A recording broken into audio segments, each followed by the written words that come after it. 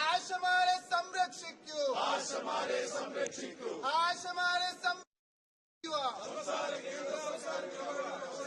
സംസ്ഥാനത്തിന്റെ അനീതി അവസാനിപ്പിക്കുക.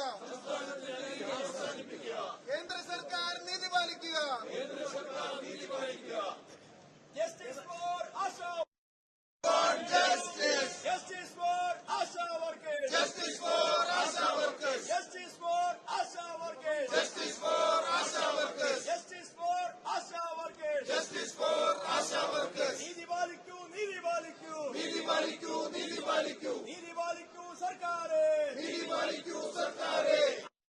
ആശാ വർക്കർമാരുടെ ഓണറേറിയം വർദ്ധിപ്പിക്കുക. ആശാവർക്കർമാരുടെ ഓണറേറിയം വർദ്ധിപ്പിക്കുക. സംരക്ഷിക്കുക, സംരക്ഷിക്കുക. സംരക്ഷിക്കൂ. സംരക്ഷിക്കൂ, സംരക്ഷിക്കൂ. ആശമാരെ സംരക്ഷിക്കൂ. ആശമാരെ സംരക്ഷിക്കൂ. സംരക്ഷിക്കൂ, സംരക്ഷിക്കൂ. സംരക്ഷിക്കൂ, സംരക്ഷിക്കൂ. ആശമാരെ സംരക്ഷിക്കൂ. രോഗം വന്ന കാലത്തും നമുക്ക് തുണയായി നിന്നവരാ. അവരുടെ കുഞ്ഞുമ്മ. Justice for Asha workers. Justice for Asha workers. Decent honorarium for Asha workers. Decent honorarium for Asha workers. Recognize Asha workers as employees. Recognize Asha workers as employees. Recognize Asha workers as employees. നീതി പാലിക്കുക, നീതി പാലിക്കുക. ASHA workers in the state of Kerala are on indefinite strike for the last 32 days.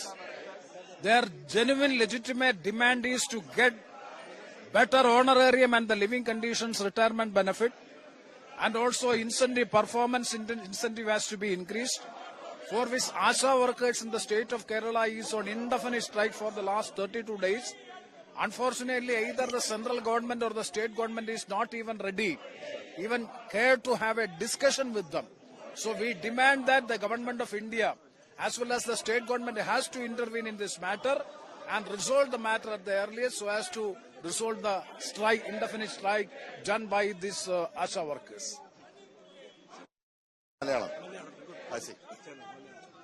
കേരളത്തിലെ ASHA workers 21,000-ലധികം വരുന്ന ആശാ വർക്കർമാർ കഴിഞ്ഞ ഒരു മാസത്തിലേറെയായി സമരത്തിലാണ്. അവരെ സംബന്ധിച്ചിടത്തോളം അവർക്ക് ജീവിക്കാനുള്ള വേതനം ലഭിക്കുന്നില്ല എന്നുള്ളതാണ് ഏറ്റവും പ്രധാനപ്പെട്ട പ്രശ്നം. അവർക്ക് ലഭിക്കുന്നത് 9,000 രൂപയിൽ താഴെയുള്ള വേതനം മാത്രമാണ്. അതിൽ 7,000 രൂപ 6,000 രൂപ സംസ്ഥാന ഗവൺമെന്റും 2,000 രൂപ കേന്ദ്ര ഇൻസെന്റീവുമാണ്. പിന്നെ അവർ ചെയ്യുന്ന ചില ജോലികൾക്ക് 1,000-ൽ താഴെ ചില വേതനവും കൂടി കൊടുക്കുന്നുണ്ട്. അങ്ങനെ എല്ലാം കൂടി 9,000-ൽ താഴെ മാത്രം വേതനം വാങ്ങി ഏതാണ്ട് നിരന്തരമായി അവർ ജോലി ചെയ്യുകയാണ്.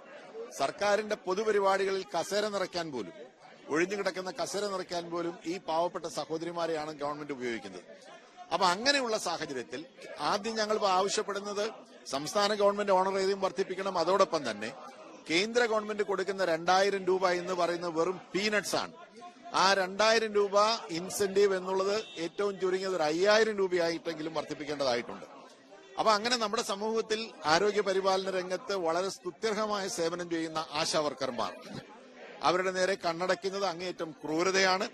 കോവിഡ് മഹാമാരി കാലത്ത് സ്വന്തം ജീവൻ പോലും പണയപ്പെടുത്തിയാണ് അവർ ജോലി ചെയ്തത്.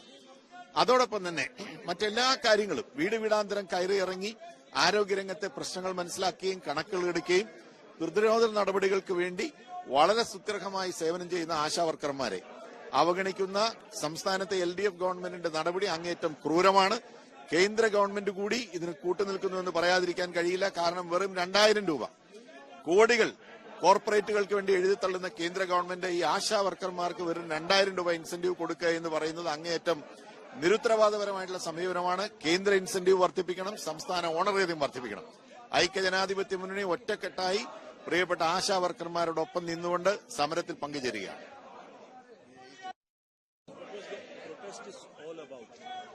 The Kerala UDF MPs are protesting in front of the parliament today. Yesterday, inside the house, many of the Congress UDF MPs have raised this critical issue of the ASHA workers, the honorarium, the last 31 days, the soul of Kerala's healthcare system, ASHA workers, during the time of COVID pandemic.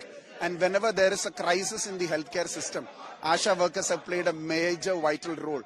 and the ASHA workers for the last 31 days in front of the Secretariat in Thiruvananthapuram is protesting to increase the living standards of the ASHA workers, to have an insurance policy, to have a retirement benefit, and also to increase the basic honorarium from 7,000 rupees to 21,000, which is a basic human need of the hour, and we all have given solidarity by protesting in front of the parliament.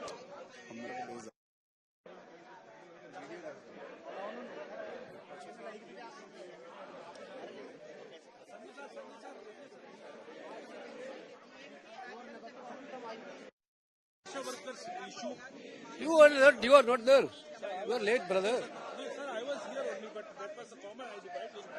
So, what is the issue of the ASHA workers and why Because ASHA workers, they are doing 24/7 works in health sector.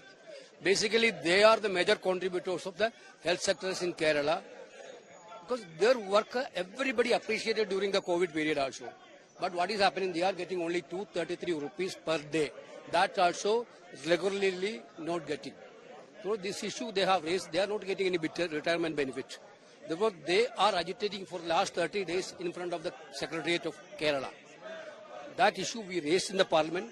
That for that issue only we demonstrated in front of the parliament.